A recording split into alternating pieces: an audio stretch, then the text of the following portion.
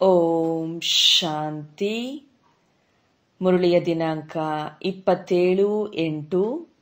ಬಾಬಾವರ ಮಹಾವಾಕ್ಯಗಳು.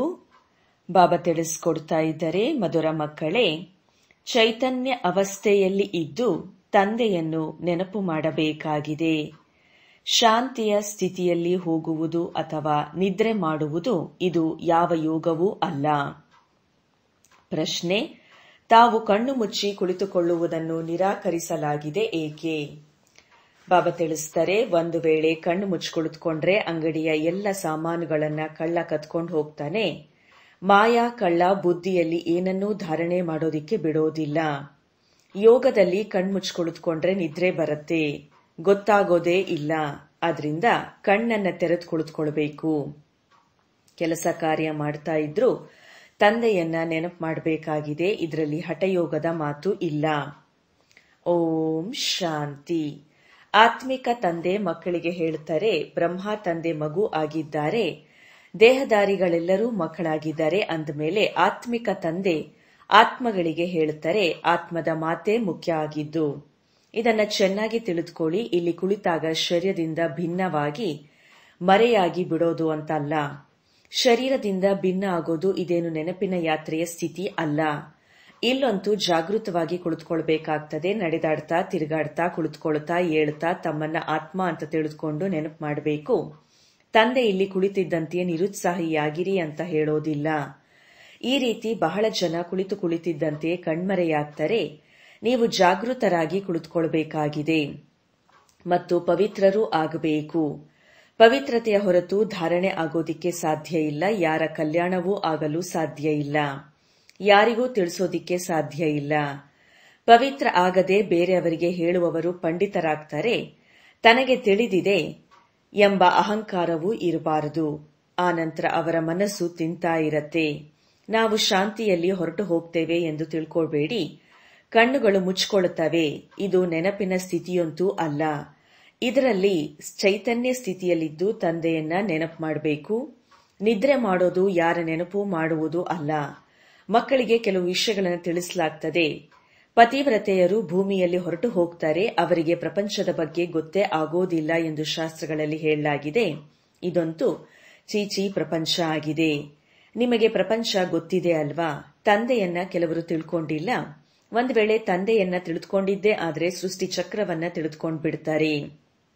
ಬಾಬಾ ಹೇಳ್ತಾರೆ, ಈ ಚಕ್ರ ಹೇಗೆ ತಿರುಗತ್ತೆ ಎನ್ನೋದನ್ನ ತಂದೆ ತಿಳಿಸ್ತಾರೆ. ಮನುಷ್ಯರು ಪುನರ್ಜನ್ಮ ಹೇಗೆ ಪಡಿತಾರೆ? ಸತ್ಯಯುಗದಲ್ಲಿ ಹೆಚ್ಚು ಆಯುಷು ಇರುತ್ತೆ. ಸೌಂದರ್ಯ ಇಲ್ಲದೆ ಇರೋದಿಲ್ಲ. ಸನ್ಯಾಸಿಗಳದ್ದು ಹಠಯೋಗ ಆಗಿದೆ. ಕಣ್ಣು ಮುಚ್ಚಿ ಕುಳಿತುಕೊಳ್ಳುವುದು ಗುಹೆಗಳಲ್ಲಿ ಕುಳಿತು ಶೋಭೆ ಇಲ್ಲದವರಾಗಿರುವುದಾಗಿದೆ. ನಿಮಗೆ ತಂದೆ ಹೇಳ್ತಾರೆ, ಗೃಹಸ್ಥ ವ್ಯವಹಾರದಲ್ಲಿದ್ದು ಎಚ್ಚರಿಕೆಯಿಂದ ಇರಬೇಕು. ಶಾಂತಿಯಲ್ಲಿ ಹೋಗೋದು ಯಾವ ಸ್ಥಿತಿಯೂ ಅಲ್ಲ. ವ್ಯವಹಾರಗಳನ್ನ ಮಾಡಬೇಕು, ಗೃಹಸ್ಥವನ್ನ ಸಂಭಾಲನೆ ಮಾಡಬೇಕು, ಸುಮ್ಮನೆ ಇದ್ದು ಬಿಡೋದಲ್ಲ. ಕೆಲಸ ಕಾರ್ಯಗಳನ್ನ ಮಾಡ್ತಾ ಬುದ್ಧಿಯಿಂದ ತಂದೆಯನ್ನು ನೆನಪು ಮಾಡಬೇಕು. ಕೆಲಸ ಅವಶ್ಯ ಮಾಡ್ತೀರಿ, ಕಣ್ಣು ತೆರೆದೇ ಮಾಡ್ತೀರಾ ಅಲ್ವಾ? ವ್ಯವಹಾರ ಮುಂತಾದವುಗಳು ಎಲ್ಲವನ್ನ ಮಾಡ್ತೀರಿ. ಬುದ್ಧಿಯೋಗ ತಂದೆ ಜೊತೆ ಇರಬೇಕು. ಇದರಲ್ಲಿ ತಪ್ಪು ಮಾಡಬಾರದು. ಅಂಗಡಿಯಲ್ಲಿ ಕಣ್ಣು ಮುಚ್ಚಿ ಕುಳಿತುಕೊಂಡ್ರೆ ಯಾರಾದ್ರೂ ಸಾಮಾನುಗಳನ್ನ ಗೊತ್ತಾಗದಂತೆ ಹೊತ್ಕೊಂಡು ಹೋಗ್ತಾರೆ. ಇದು ಯಾವ ಸ್ಥಿತಿಯೂ ಅಲ್ಲ. ನಾವು ದೇಹದಿಂದ ಭಿನ್ನವಾಗ್ತೇವೆ. ಇದು ಹಠಯೋಗದ ಮಾತಾಗಿದೆ. ರಿದ್ದಿ ಸಿದ್ಧಿಯವರು ಮಾಡಿದ್ದಾರೆ. ತಂದೆಯಂತೂ ಚೆನ್ನಾಗಿ ತಿಳಿಸ್ತಾರೆ, ಇದರಲ್ಲಿ ಕಣ್ಣು ಮುಚ್ಚಬಾರದು. ತಂದೆ ಹೇಳುತ್ತಾರೆ, ಮಿತ್ರ ಸಂಬಂಧಿಗಳನ್ನ ಮರೆತು ಒಬ್ಬ ತಂದೆಯನ್ನ ನೆನಪು ಮಾಡಬೇಕು. ನೆನಪಿನ ಯಾತ್ರೆ ಮಾಡದ ವಿನಃ ಪಾಪ ಕತ್ತರಿಸೋದಿಲ್ಲ. ಭೋಗವನ್ನ ತೆಗೆದುಕೊಂಡು ಹೋಗ್ತಾರೆ. ಸೂಕ್ಷ್ಮ ವತನದಲ್ಲಿ ಮರೆಯಾಗ್ತಾರೆ. ಇದರಿಂದ ಏನಾಗತ್ತೆ? ಇಲ್ಲಿ ಇದ್ದ ಸಮಯದಲ್ಲಿ ವಿಕರ್ಮ ವಿನಾಶ ಆಗೋದಿಲ್ಲ. ಶಿವಬಾಬಾ ಅವರನ್ನ ನೆನಪು ಮಾಡೋದಿಕ್ಕೆ ಸಾಧ್ಯ ಆಗೋದಿಲ್ಲ. ತಂದೆಯ ವಾಣಿಯನ್ನ ಕೇಳಲು ಸಾಧ್ಯವಾಗೋದಿಲ್ಲ ಅಂತಂದ ಮೇಲೆ ನಷ್ಟವಾಯ್ತಲ್ವಾ? ಆದ್ರೆ ಇದು ನಾಟಕದಲ್ಲಿ ನಿಗದಿಯಾಗಿದೆ. ಅದರಿಂದ ಹೋಗ್ತಾರೆ. ನಂತರ ಮರಳಿ ಬಂದು ಕೇಳುತ್ತಾರೆ. ಅದರಿಂದ ಬಾಬಾ ಹೇಳುತ್ತಾರೆ, ಹೋಗಿ ತಕ್ಷಣ ಬಂದ್ಬಿಡಿ, ಅಲ್ಲಿ ಕುಳಿತುಕೋಬೇಡಿ. ಆಟ ಪಾಠವನ್ನ ತಂದೆ ನಿಷೇಧಿಸಿದ್ದಾರೆ.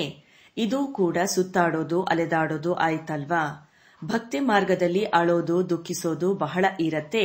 ಏಕೆಂದ್ರೆ ಅಂಧಕಾರದ ಮಾರ್ಗ ಆಗಿದೆ ಅಲ್ವಾ? ಮೀರಾ ಧ್ಯಾನದಲ್ಲಿ ವೈಕುಂಠಕ್ಕೆ ಹೋಗ್ತಾ ಇದ್ಲು. ಆಕೆಗೆ ಯೋಗ ಮತ್ತು ವಿದ್ಯೆ ಏನಾದ್ರೂ ಗೊತ್ತಿತ್ತಾ? ಆಕೆ ಸದ್ಗತಿಯನ್ನ ಪಡೆದುಕೊಂಡ್ಲಾ? ಸ್ವರ್ಗಕ್ಕೆ ಹೋಗೋದಿಕ್ಕೆ ಯೋಗ್ಯಳಾದ್ಲಾ?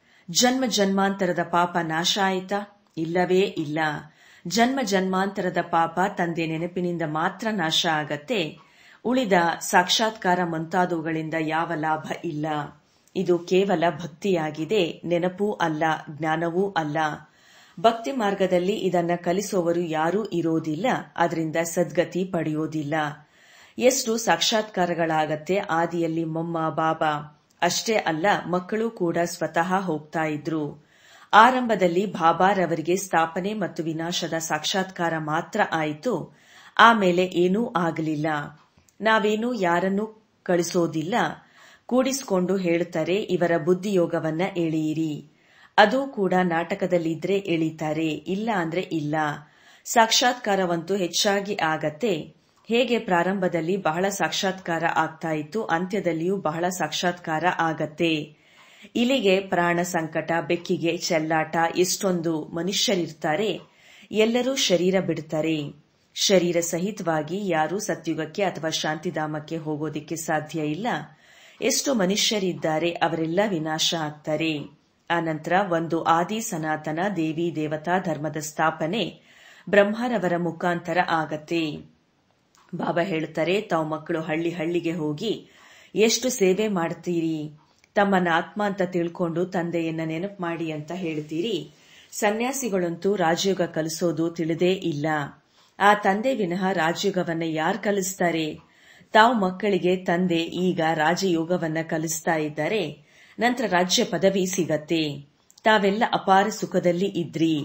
ಅಲ್ಲಿ ನೆನಪು ಮಾಡುವ ಅವಶ್ಯಕತೆ ಇರೋದಿಲ್ಲ. ಅಂಶ ಮಾತ್ರವೂ ದುಃಖ ಇರೋದಿಲ್ಲ.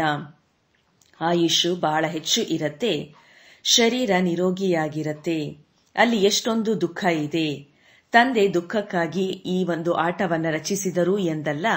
ಇದು ಸುಖ ದುಃಖ ಸೋಲು ಗೆಲುವು ಆದಿ ಅನಾದಿಯ ಆಟ ಆಗಿದೆ. ಈ ಎಲ್ಲಾ ಮಾತುಗಳನ್ನ ಸನ್ಯಾಸಿಗಳು ತಿಳ್ಕೊಂಡಿಲ್ಲ ಅಂದಮೇಲೆ ಹೇಗೆ ತಿಳಿಸೋದಿಕ್ಕೆ ಸಾಧ್ಯ? ಅವರು ಭಕ್ತಿ ಮಾರ್ಗದ ಶಾಸ್ತ್ರ ಇತ್ಯಾದಿಗಳನ್ನ ಓದುವವರಾಗಿದ್ದಾರೆ. ನಿಮಗೆ ಹೇಳಲಾಗಿದೆ, ತಮ್ಮನ್ನ ಆತ್ಮ ಅಂತ ತಿಳ್ಕೊಂಡು ತಂದೆಯನ್ನ ನೆನಪು ಮಾಡಿ ಅಂತ ಹೇಳಿ. ಆ ಸನ್ಯಾಸಿಗಳು ಆತ್ಮವೆಂದು ತಿಳ್ಕೊಂಡು ಬ್ರಹ್ಮದನ್ನ ನೆನಪು ಮಾಡ್ತಾರೆ. ಬ್ರಹ್ಮರವರನ್ನ ಪರಮಾತ್ಮ ಅಂತ ತಿಳ್ಕೊಳ್ತಾರೆ. ಅವರು ಬ್ರಹ್ಮಜ್ಞಾನಿಗಳಾಗಿದ್ದಾರೆ. ವಾಸ್ತವದಲ್ಲಿ ಬ್ರಹ್ಮವಾಸಿಗಳ ಸ್ಥಾನ ಆಗಿದೆ. ಅಲ್ಲಿ ನಾವೆಲ್ಲ ಆತ್ಮಗಳು ಇರ್ತೇವೆ. ಆದ್ರೆ ಸನ್ಯಾಸಿಗಳಿಗೆ ಅಲ್ಲಿ ಲೀನವಾಗ್ತೇವೆ ಅಂತ ಹೇಳುತ್ತಾರೆ. ಅವರ ಜ್ಞಾನ ಉಲ್ಟಾ ಆಗಿದೆ. ಬಾಬಾ ಹೇಳುತ್ತಾರೆ, ಇಲ್ಲಿ ಬೇಹದ್ದಿನ ತಂದೆ ನಿಮಗೆ ಓದಿಸ್ತಾ ಇದ್ದಾರೆ. ಅವರು ಹೇಳುತ್ತಾರೆ, ಭಗವಂತ 40,000 ವರ್ಷಗಳ ನಂತರ ಬರ್ತಾರೆ ಅಂತ ಹೇಳುತ್ತಾರೆ. ಇದಕ್ಕೆ ಅಜ್ಞಾನ ಅಂಧಕಾರ ಅಂತ ಹೇಳುತ್ತಾರೆ. ಹೊಸ ಪ್ರಪಂಚದ ಸ್ಥಾಪನೆ ಮತ್ತು ಹಳೆಯ ಪ್ರಪಂಚದ ವಿನಾಶ ಮಾಡಿಸುವಂತವರು ನಾನೇ ಆಗಿದ್ದೇನೆ. ನಾನು ಸ್ಥಾಪನೆ ಮಾಡ್ತಾ ಇದ್ದೇನೆ. ವಿನಾಶವು ಎದುರಿಗೆ ನಿಂತಿದೆ. ಈಗ ತೀವ್ರ ಪುರುಷಾರ್ಥ ಮಾಡಿ ಪಾವನರಾದಾಗಲೇ ಪಾವನ ಪ್ರಪಂಚಕ್ಕೆ ಹೋಗ್ತೇವೆ. ಇದು ಹಳೆಯ ತಮೋಪ್ರಧಾನ ಪ್ರಪಂಚ ಆಗಿದೆ. ಇಲ್ಲಿ ಲಕ್ಷ್ಮೀನಾರಾಯಣರ ರಾಜ್ಯ ಇದೆಯೇನು? ಇವರ ರಾಜ್ಯ ಹೊಸ ಪ್ರಪಂಚದಲ್ಲಿ ಇತ್ತು, ಈಗ ಇಲ್ಲ. ಇವರೂ ಕೂಡ ಪುನರ್ಜನ್ಮ ಪಡಿತಾ ಬಂದಿದ್ದಾರೆ. ಶಾಸ್ತ್ರಗಳಲ್ಲಿ ಏನೇನೂ ಬರೆದಿದ್ದಾರೆ. ಅರ್ಜುನನ ಕುದುರೆ ಗಾಡಿಯಲ್ಲಿ ಕೃಷ್ಣ ಕುಳಿತಿರೋದನ್ನ ತೋರಿಸಿದ್ದಾರೆ. ಅರ್ಜುನನ ಒಳಗೆ ಕುಳಿತಂತೆ ಅಲ್ಲ. ಕೃಷ್ಣನು ದೇಹಧಾರಿಯಲ್ಲವೇ? ಯುದ್ಧದ ಮಾತಂತೂ ಯಾವುದೂ ಇಲ್ಲ. ಅವರು ಪಾಂಡವರು ಮತ್ತು ಕೌರವರ ಸೈನ್ಯವನ್ನ ಬೇರೆಯಾಗಿ ತೋರಿಸಿದ್ದಾರೆ. ಇಲ್ಲಿ ಆ ಮಾತುಗಳು ಇಲ್ಲ. ಇದೆಲ್ಲವೂ ಭಕ್ತಿ ಮಾರ್ಗದ ಶಾಸ್ತ್ರಗಳಾಗಿದೆ. ಸತ್ಯುಗದಲ್ಲಿ ಇದು ಇರುವುದೇ ಇಲ್ಲ. ಅಲ್ಲಿ ಜ್ಞಾನದ ಪ್ರಾರಬ್ಧ ರಾಜಧಾನಿ ಇರ್ತದೆ. ಅಲ್ಲಿ ಸುಖವೇ ಸುಖ ಇರುತ್ತದೆ. ತಂದೆ ಹೊಸ ಪ್ರಪಂಚದ ಸ್ಥಾಪನೆ ಮಾಡ್ತಾರೆ ಅಂದಮೇಲೆ ಹೊಸ ಪ್ರಪಂಚದಲ್ಲಿ ಅವಶ್ಯವಾಗಿ ಸುಖವೇ ಇರ್ತದೆ ಅಲ್ವೇ? ತಂದೆ ಹಳೆಯ ಮನೆಯನ್ನ ಕಟ್ತಾರೇನು? ತಂದೆಯಂತೂ ಹೊಸ ಮನೆಯನ್ನೇ ಕಟ್ತಾರೆ. ಅದಾಗಿದೆ ಸೀಮಿತ ಮನೆ. ಇವರು ಹೊಸ ಪ್ರಪಂಚವನ್ನ ಮಾಡುವಂತರಾಗಿದ್ದಾರೆ. ಅದಕ್ಕೆ ಸತೋಪ್ರಧಾನ ಅಂತ ಹೇಳಲಾಗ್ತದೆ. ಈಗ ತಮೋಪ್ರಧಾನ ಅಪವಿತ್ರವಾಗಿದೆ. ಈಗ ತಾವು ಪರದೇಶ ರಾವಣನ ರಾಜ್ಯದಲ್ಲಿ ಕುಳಿತಿದ್ದೀರಿ. ರಾಮನೆಂದು ಶಿವಬಾಬಾ ಅವರಿಗೆ ಹೇಳುತ್ತಾರೆ. ರಾಮ ಎಂದು ರಾಮನ ಹೆಸರಿನಲ್ಲಿ ದಾನ ಮಾಡ್ತಾರೆ. ಈಗ ಎಲ್ಲಿ ರಾಮ, ಎಲ್ಲಿ ಶಿವಬಾಬಾ? ಈಗ ಶಿವಬಾಬಾ ನನ್ನೊಬ್ಬನನ್ನ ನೆನಪು ಮಾಡಿ ಅಂತ ಹೇಳ್ತಾರೆ. ಎಲ್ಲಿಂದ ಬಂದಿರೋ ಅಲ್ಲಿಗೆ ಹೋಗಬೇಕಾಗಿದೆ. ಎಲ್ಲಿಯವರೆಗೆ ತಂದೆಯನ್ನ ನೆನಪು ಮಾಡಿ ಪವಿತ್ರರಾಗೋದಿಲ್ಲ ಅಲ್ಲಿಯವರೆಗೆ ವಾಪಸ್ ಹೋಗಲು ಸಾಧ್ಯ ಇಲ್ಲ. ನೀವು ಮಕ್ಕಳಲ್ಲಿಯೂ ಕೆಲವರು ಮಾತ್ರ ತಂದೆಯನ್ನ ಚೆನ್ನಾಗಿ ನೆನಪು ಮಾಡ್ತೀರಿ. ಬಾಯಿಯಿಂದ ಹೇಳುವ ಮಾತಲ್ಲ. ಭಕ್ತಿಯಲ್ಲಿ ರಾಮರಾಮ ಎಂದು ಬಾಯಿಯಿಂದ ಹೇಳುತ್ತಾರೆ. ಯಾರಾದರೂ ಹೇಳದಿದ್ದರೆ ನಾಸ್ತಿಕರೆಂತ ತಿಳಿತಾರೆ. ಎಷ್ಟು ಈ ವೃಕ್ಷ ದೊಡ್ಡದಾಗತ್ತೆ ಅಷ್ಟು ಭಕ್ತಿಯ ಸಾಮಗ್ರಿ ಹೆಚ್ಚಾಗತ್ತೆ. ಬೀಜ ಬಹಳ ಚಿಕ್ಕದಾಗಿರತ್ತೆ. ನೀವಿಲ್ಲಿ ಯಾವ ಶಬ್ದ ಮಾಡಬೇಕಾಗಿಲ್ಲ. ನಿಮ್ಮನ್ನ ಆತ್ಮ ಎಂದು ತಿಳಿದು ತಂದೆಯನ್ನು ನೆನಪು ಮಾಡಿ ಎಂದು ಮಾತ್ರ ಹೇಳುತ್ತಾರೆ. ಬಾಯಿಯಿಂದ ಏನೂ ಹೇಳಬೇಕಾಗಿಲ್ಲ. ಲೌಕಿಕ ತಂದೆಯನ್ನ ಮಕ್ಕಳು ಬುದ್ಧಿಯಿಂದ ನೆನಪು ಮಾಡ್ತಾರೆ. ತಂದೆ ಎಂದು ಹೇಳುತ್ತಾ ಕುಳಿತುಕೊಳ್ತಾರೇನು? ಆತ್ಮದ ತಂದೆ ಯಾರೆಂದು ನೀವೀಗ ತಿಳಿದುಕೊಂಡಿದ್ದೀರಿ. ಆತ್ಮಗಳೆಲ್ಲರೂ ಸಹೋದರರಾಗಿದ್ದಾರೆ. ಆತ್ಮನಿಗೆ ಬೇರೆ ಯಾವ ಹೆಸರೂ ಇಲ್ಲ. ಶರೀರದ ಹೆಸರು ಬದಲಾಗ್ತಾ ಇರತ್ತೆ. ಆತ್ಮವಂತೂ ಸದಾ ಆತ್ಮವೇ ಆಗಿರತ್ತೆ. ಅವರು ಪರಮಾತ್ಮ. ಅವರ ಹೆಸರು ಶಿವ. ಅವರಿಗೆ ತಮ್ಮದೇ ಆದ ಶರೀರ ಇಲ್ಲ. ಒಂದ್ ವೇಳೆ ನನಗೂ ಶರೀರ ಇದ್ದಿದ್ರೆ ಪುನರ್ಜನ್ಮದಲ್ಲಿ ಬರಬೇಕಾಗ್ತದೆ. ಆಮೇಲೆ ನಿಮ್ಮೆಲ್ಲರಿಗೂ ಸದ್ಗತಿಯನ್ನ ಯಾರು ಕೊಡಬೇಕು? ಭಕ್ತಿ ಮಾರ್ಗದಲ್ಲಿ ನನ್ನನ್ನ ನೆನಪು ಮಾಡ್ತಾರೆ. ಅನೇಕ ಚಿತ್ರಗಳಿದೆ. ಈಗ ನೀವು ನರಕವಾಸಿಯಿಂದ ಸ್ವರ್ಗವಾಸಿಗಳಾಗ್ತೀರಾ ಅಲ್ವಾ? ಜನ್ಮವಂತೂ ನರಕದಲ್ಲಿಯೇ ಪಡೆದುಕೊಂಡಿದ್ದೀರಿ. ಸ್ವರ್ಗಕ್ಕಾಗಿ ಸಾಯ್ತೀರಿ. ಇಲ್ಲಿಗೆ ನೀವು ಸ್ವರ್ಗಕ್ಕೆ ಹೋಗೋದಕ್ಕೋಸ್ಕರ ಬಂದಿದ್ದೀರಿ. ಹೇಗೆ ಯಾವುದಾದರೂ ಸೇತುವೆ ಇತ್ಯಾದಿ ಕಟ್ಟುವಾಗ ತಳಪಾಯ ಪೂಜೆಯನ್ನ ಮಾಡ್ತಾರೆ. ಆ ನಂತರ ಸೇತುವೆಯನ್ನ ಕಟ್ತಾರೆ. ಸ್ವರ್ಗದ ಸ್ಥಾಪನೆಯ ಉದ್ಘಾಟನೆಯನ್ನ ತಂದೆ ಮಾಡ್ತಾರೆ. ಈಗ ತಯಾರಿ ನಡೀತಾ ಇದೆ. ಮನೆಯನ್ನ ಕಟ್ಟಲು ಸಮಯ ಹಿಡಿಯತ್ತೆ. ಸರ್ಕಾರದವರ ಬಳಿ ಬಂದಾಗ 1 ತಿಂಗಳಲ್ಲಿ ಮನೆ ಕಟ್ಟುತ್ತಾರೆ. ವಿದೇಶದಲ್ಲಿ ತಯಾರಾಗಿರುವ ಮನೆಯೇ ಸಿಗತ್ತೆ. ಸತ್ಯುಗದಲ್ಲಿ ಬಹಳ ವಿಶಾಲ ಬುದ್ಧಿ, ಸತೋಪ್ರಧಾನ ಬುದ್ಧಿಯವರಿರ್ತಾರೆ. ವಿಜ್ಞಾನದವರ ಬುದ್ಧಿ ತೀಕ್ಷ್ಣವಾಗಿರತ್ತೆ. ತಕ್ಷಣವೇ ಮಾಡ್ತಾ ಹೋಗ್ತಾರೆ. ಮನೆಯನ್ನ ಕೊಡಿಸ್ತಾರೆ. ಈಗಿನ ಕಾಲದಲ್ಲಿ ನೋಡಿ ಎಷ್ಟು ಬೇಗ ಅನುಕರಿಸ್ತಾರೆ. ಅಲ್ಲಿ ಸತ್ಯತೆಯಿಂದ ಬಹಳ ಹೊಳಿತಾ ಇರುತ್ತೆ. ಮತ್ತು ಈಗಿನ ಕಾಲದಲ್ಲಿ ಯಂತ್ರೋಪಕರಣಗಳಿಂದ ಬೇಗ ಮಾಡ್ತಾರೆ. ಅಲ್ಲಿ ಮನೆಯನ್ನ ಮಾಡೋದ್ರಲ್ಲಿ ನಿಧಾನ ಆಗೋದಿಲ್ಲ. ಸ್ವಚ್ಛ ಆಗೋದ್ರಲ್ಲಿ ಸಮಯ ಹಿಡಿಯತ್ತೆ. ಚಿನ್ನದ ದ್ವಾರಿಕೆ ಸಮುದ್ರದಿಂದ ಹೊರ ಬರುತ್ತೆ ಅಂದಲ್ಲ. ಅಂದಮೇಲೆ ತಂದೆ ಹೇಳುತ್ತಾರೆ, ಬಲೆ ತಿನ್ನಿರಿ, ಕುಡಿಯಿರಿ. ಕೇವಲ ತಂದೆಯನ್ನ ನೆನಪು ಮಾಡಿದ್ದೇ ಆದರೆ ವಿಕರ್ಮಗಳು ವಿನಾಶ ಆಗತ್ತೆ. ಬೇರೆ ಯಾವ ಉಪಾಯ ಇಲ್ಲ. ಜನ್ಮಾಂತರದಿಂದ ಗಂಗಾ ಸ್ನಾನ ಇತ್ಯಾದಿ ಮಾಡ್ತಾ ಬಂದಿದ್ದೀರಿ. ಆದರೆ ಯಾರೂ ಸಹ ಜೀವನ್ಮುಕ್ತಿಯನ್ನ ಪಡೆಯಲಿಲ್ಲ. ಇಲ್ಲಿ ತಂದೆ ಪಾವನ ಆಗುವ ಯುಕ್ತಿಯನ್ನ ತಿಳಿಸ್ತಾರೆ. ತಂದೆ ನಾನೇ ಪತಿತ ಪಾವನನಾಗಿದ್ದೇನೆ ಎಂದು ಹೇಳುತ್ತಾರೆ. ನೀವೆಲ್ಲರೂ ನನ್ನನ್ನ ಪತಿತ ಪಾವನ ತಂದೆ ಬಂದು ನಮ್ಮನ್ನ ಪಾವನರನ್ನಾಗಿ ಮಾಡಿ ಎಂದು ಕರೆದಿದ್ರ ಅಲ್ವಾ? ನಾಟಕ ಮುಗಿಯುವ ಸಮಯದಲ್ಲಿ ಎಲ್ಲಾ ಪಾತ್ರಧಾರಿಗಳು ರಂಗಮಂಚದ ಮೇಲೆ ಇರಬೇಕಲ್ವಾ? ರಚಯಿತನೂ ಇರಬೇಕು. ಎಲ್ಲರೂ ನಿಲ್ತಾರೆ. ಇಲ್ಲಿಯೂ ಅದೇ ರೀತಿ ಎಲ್ಲ ಆತ್ಮರು ಬಂದು ಮೇಲೆ ಹಿಂತಿರುಗಿ ಹೋಗ್ಬೇಕಾಗತ್ತೆ. ಈಗ ನೀವು ಸಿದ್ಧರಾಗಿಲ್ಲ. ಕರ್ಮಾತೀತ ಸ್ಥಿತಿ ಇನ್ನೂ ಆಗಿಲ್ಲ ಅಂದಮೇಲೆ ವಿನಾಶ ಹೇಗೆ ಆಗತ್ತೆ? ತಂದೆ ಬರೋದೇ ನಮಗೆ ಹೊಸ ಪ್ರಪಂಚಕ್ಕಾಗಿ ವಿದ್ಯೆಯನ್ನ ಓದಿಸಲು. ಅಲ್ಲಿ ಮೃತ್ಯು ಇರೋದಿಲ್ಲ. ನೀವೆಲ್ಲರೂ ಮೃತ್ಯುವಿನ ಮೇಲೆ ವಿಜಯವನ್ನ ಪಡಿತೀರಿ. ಯಾರು ವಿಜಯ ಗಳಿಸಿಕೊಡ್ತಾರೆ ಅವರು ಕಾಲರ ಕಾಲ ಆಗಿದ್ದಾರೆ. ಅವರು ಎಷ್ಟು ಜನರನ್ನ ಜೊತೆಯಲ್ಲಿ ಕರೆದುಕೊಂಡು ಹೋಗ್ತಾರೆ. ನೀವೆಲ್ಲರೂ ಖುಷಿಯಿಂದ ಹೊರಡ್ತೀರಿ. ಈಗ ತಂದೆ ಬಂದಿದ್ದಾರೆ ಎಲ್ಲರ ದುಃಖವನ್ನ ದೂರ ಮಾಡ್ಲಿಕ್ಕಾಗಿ. ಆದ್ರಿಂದ ಅವರ ಮಹಿಮೆಯನ್ನ ಹಾಡುತ್ತಾರೆ. ಗಾಡ್ ಫಾದರ್ ಈ ದುಃಖದಿಂದ ನಮ್ಮನ್ನ ಮುಕ್ತರನ್ನಾಗಿ ಮಾಡಿ ಎಂದು ಶಾಂತಿಧಾಮ ಸುಖಧಾಮಕ್ಕೆ ಕರೆದುಕೊಂಡು ಹೋಗು ಎಂದು ಹಾಡುತ್ತಾರೆ. ಆದರೆ ಈಗ ಇಲ್ಲಿ ಮನುಷ್ಯರಿಗೆ ತಂದೆ ಸ್ವರ್ಗದ ರಚನೆಯನ್ನ ಮಾಡ್ತಾರೆ ಎಂಬುದು ತಿಳಿದೇ ಇಲ್ಲ. ನೀವೆಲ್ಲರೂ ಸ್ವರ್ಗಕ್ಕೆ ಹೋಗ್ತೀರಿ. ಅಲ್ಲಿ ವೃಕ್ಷ ಬಹಳ ಚಿಕ್ಕದಾಗಿರತ್ತೆ. ನಂತರ ವೃದ್ಧಿ ಹೊಂದತ್ತೆ. ಈಗ ಎಲ್ಲ ಧರ್ಮಗಳು ಇವೆ. ಆದರೆ ಆ ಒಂದು ಧರ್ಮ ಇಲ್ಲ. ನಾಮ, ರೂಪ, ರಾಜ್ಯ ಎಲ್ಲವೂ ಬದಲಾಗತ್ತೆ. ಮೊದಲು ಡಬಲ್ ಕಿರೀಟ, ನಂತರ ಸಿಂಗಲ್ ಕಿರೀಟಧಾರಿಯಾಗ್ತಾರೆ. ಸೋಮನಾಥ ಮಂದಿರವನ್ನ ಮಾಡಿದ್ದಾರೆ. ಅಲ್ಲಿ ಅಪಾರ ಧನ ಇತ್ತು. ಎಲ್ಲದಕ್ಕಿಂತ ದೊಡ್ಡ ಮಂದಿರ ಅದಾಗಿತ್ತು. ಅದನ್ನ ಲೂಟಿ ಮಾಡಿ ಹೊತ್ಕೊಂಡು ಹೋದ್ರು. ನೀವು ಪದುಮ ಭಾಗ್ಯಶಾಲಿಗಳಾಗ್ತೀರಿ ಎಂದ ತಂದೆ ಹೇಳುತ್ತಾರೆ. ಹೆಜ್ಜೆ ಹೆಜ್ಜೆಯಲ್ಲಿ ತಂದೆಯನ್ನ ನೆನಪು ಮಾಡಿದ್ರೆ ಪದುಮದಷ್ಟು ಒಟ್ಟಿಗೆ ಸೇರುತ್ತೆ. ತಂದೆಯನ್ನ ನೆನಪು ಮಾಡೋದ್ರಿಂದ ಎಷ್ಟು ಸಂಪಾದನೆ ಆಗತ್ತೆ. ಆಮೇಲೆ ತಂದೆಯನ್ನ ಈ ರೀತಿ ನೆನಪು ಮಾಡೋದನ್ನ ನೀವು ಮರೀತೀರಿ. ಏಕೆ ಮರೀತೀರಿ? ಎಷ್ಟು ತಂದೆಯನ್ನ ನೆನಪು ಮಾಡ್ತೀರಿ, ಎಷ್ಟು ಸೇವೆ ಮಾಡ್ತೀರಿ, ಅಷ್ಟು ಒಳ್ಳೆಯ ಪದವಿಯನ್ನ ಪಡೀತೀರಿ. ಒಳ್ಳೊಳ್ಳೆಯ ಮಕ್ಕಳು ಸಹ ನಡೀತಾ ನಡೀತಾ ಬಿದ್ದುಬಿಡ್ತಾರೆ.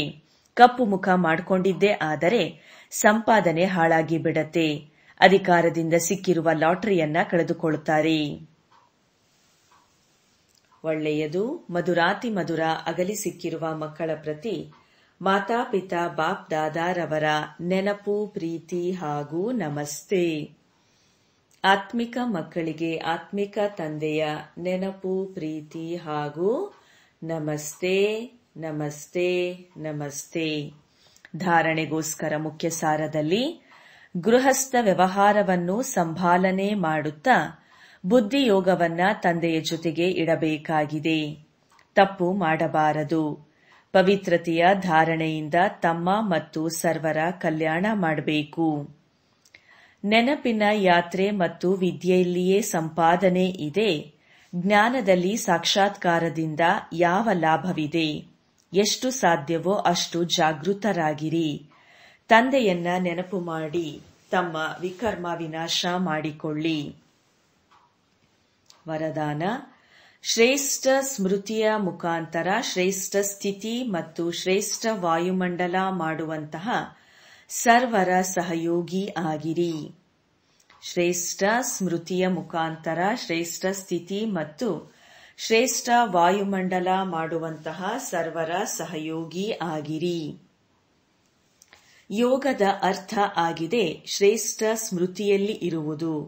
ನಾನು ಶ್ರೇಷ್ಠ ಆತ್ಮ, ಶ್ರೇಷ್ಠ ಸಂತಾನನಾಗಿದ್ದೇನೆ. ಯಾವಾಗ ಇಂತಹ ಸ್ಮೃತಿ ಇರುತ್ತದೆ ಆಗ ಸ್ಥಿತಿ ಶ್ರೇಷ್ಠವಾಗಿ ಬಿಡತ್ತೆ.